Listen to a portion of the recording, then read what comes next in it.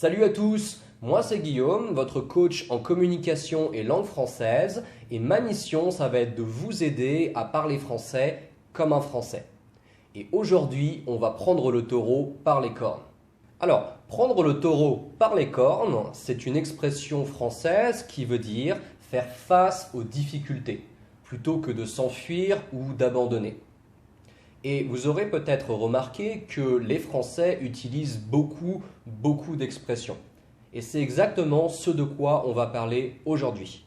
Dans cette vidéo, je partage avec vous 10 expressions que les Français utilisent tous les jours. Savoir quand les utiliser et comment les utiliser. Et ces expressions ont toutes une chose en commun. C'est quelque chose que les Français affectionnent tout particulièrement. Vous avez deviné? La cuisine, la nourriture, les aliments, la bouffe quoi. Allez, vous êtes prêts? C'est parti!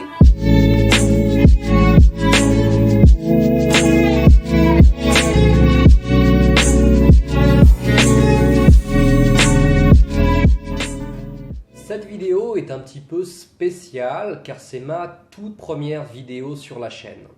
Et avant de commencer, je voudrais vous donner quelques informations importantes. Déjà, pour qui est cette chaîne? Si le français n'est pas votre langue maternelle, mais que vous avez déjà des bases de français et que vous souhaitez développer votre niveau de communication orale plus rapidement et plus efficacement, eh bien cette chaîne est faite pour vous. L'idée, ça va être de vous aider à développer cette confiance en vous qui va vous permettre de joindre une conversation plus facilement et de vous permettre de vous exprimer de manière plus naturelle et plus décontractée comme le ferait un français natif.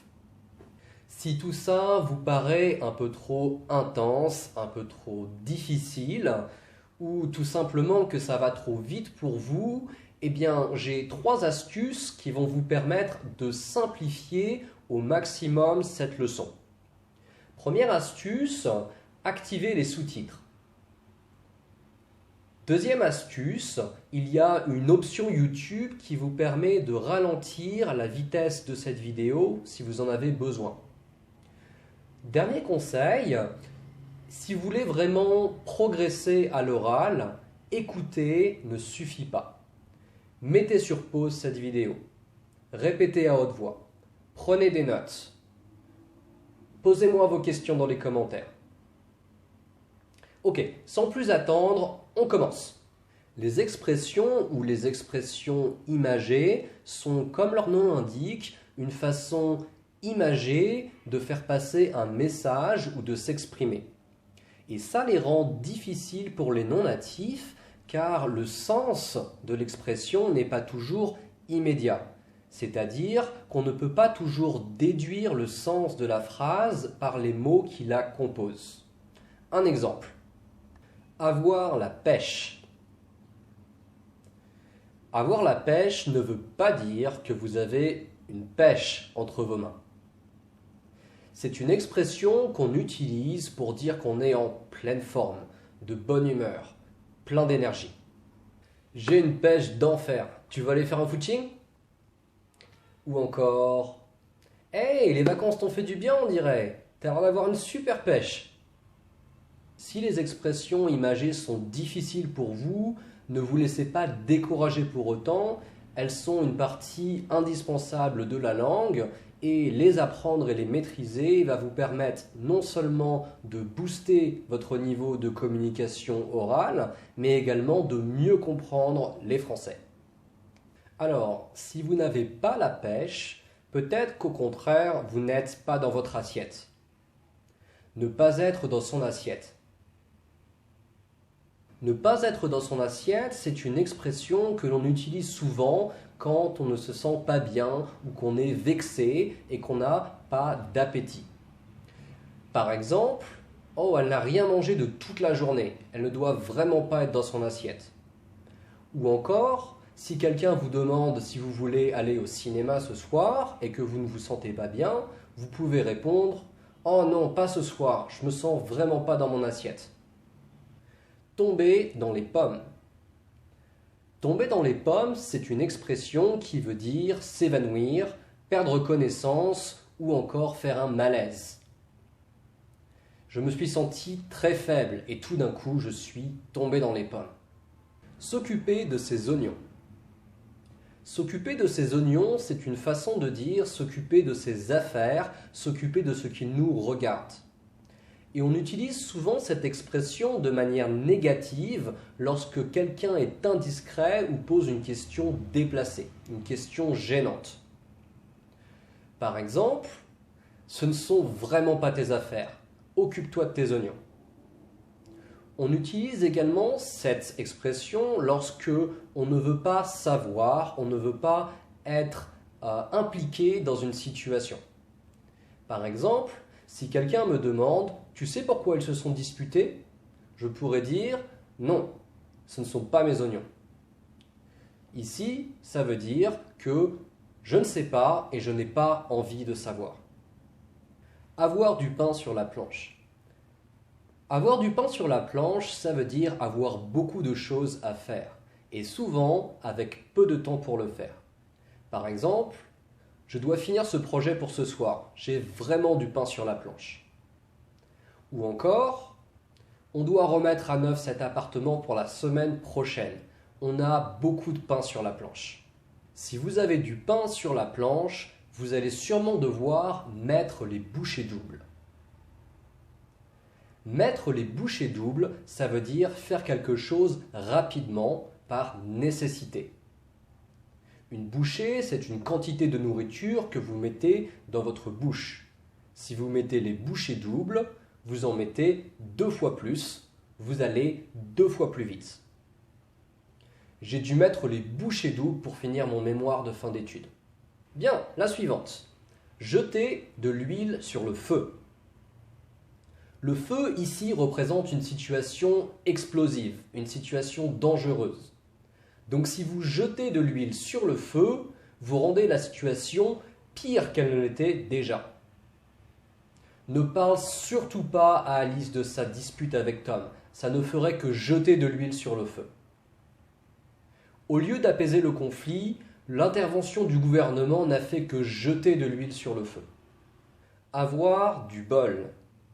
Avoir du bol ou encore avoir du pot, ça veut dire avoir de la chance ou encore échapper de justesse d'une mauvaise situation. Hey, fais attention, cette voiture a failli te renverser. T'as vraiment du bol. Maintenant, si vous n'avez pas de bol ou si vous n'avez pas de pot, ça veut dire que vous n'avez pas de chance. Mon réveil n'a pas sonné ce matin et j'ai dû manquer mon train. J'ai vraiment pas de bol. Alors, on peut également utiliser cette expression avec le verbe être en disant c'est pas de bol, c'est vraiment pas de bol. Ici, c'est réfère à la situation elle-même qui est malchanceuse. On a une autre expression qui utilise le mot bol et qui est également beaucoup utilisée en français. On dit en avoir ras-le-bol. En avoir ras-le-bol, ça veut dire en avoir assez, en avoir marre d'une situation ou de quelque chose. Alors, pour bien comprendre cette expression, il faut se pencher un peu plus sur le sens des mots. Ici, ara veut dire près de ou à la limite de. Ici, la limite du bol, eh bien, c'est son bord. Imaginez que vous avez un bol que vous remplissez à ras-bord, ça veut dire que vous le remplissez complètement. Si bien que vous ne pouvez plus ajouter quoi que ce soit dans ce bol ou bien ça va déborder. Eh bien, c'est la même chose avec l'énervement, avec la fatigue. Si vous en avez ras-le-bol, ça veut dire que vous ne pouvez tout simplement plus le supporter. J'en ai ras-le-bol de ses excuses. Il est toujours en retard. J'en ai ras-le-bol de ce travail. Je pense vraiment à démissionner. Et on arrive à notre dernière expression qui est la cerise sur le gâteau. Alors, imaginez que vous ayez préparé un magnifique gâteau, le plus beau des gâteaux, il est parfait et vous venez poser sur le dessus de ce gâteau une cerise qui rend ce gâteau encore plus magnifique, encore plus parfait. Eh bien, c'est l'idée de cette expression. La cerise sur le gâteau, c'est le comble, c'est ce qui vient rendre la situation qui était déjà parfaite, encore plus parfaite. Par exemple, cette balade en mer était magnifique. Grand ciel bleu, grand soleil, eau turquoise et cerise sur le gâteau, on a même pu nager avec des dauphins. Maintenant, cette expression peut être aussi péjorative en fonction du contexte si on l'utilise de manière ironique. Par exemple, ma voiture est tombée en panne, il pleuvait dehors et cerise sur le gâteau, mon téléphone était déchargé et je n'ai même pas pu appeler un dépanneur. Ici, la situation était déjà terrible et le fait de ne pas avoir son téléphone chargé l'a rendu encore pire. C'était la cerise sur le gâteau. Voilà, cette vidéo touche à sa fin. J'espère que cette dernière expression était pour vous la cerise sur le gâteau. Alors peut-être connaissiez-vous certaines de ces expressions. J'espère en tout cas que vous en avez également appris de nouvelles. D'ailleurs, je suis curieux, connaissez-vous d'autres expressions liées à la nourriture ou à la cuisine? Si c'est le cas, laissez-le moi savoir dans les commentaires. Et si vous avez apprécié cette vidéo, n'hésitez pas à vous abonner à la chaîne et à activer les notifications pour ne rien manquer des prochaines leçons. C'est tout pour aujourd'hui et je vous dis à très vite dans ma prochaine leçon.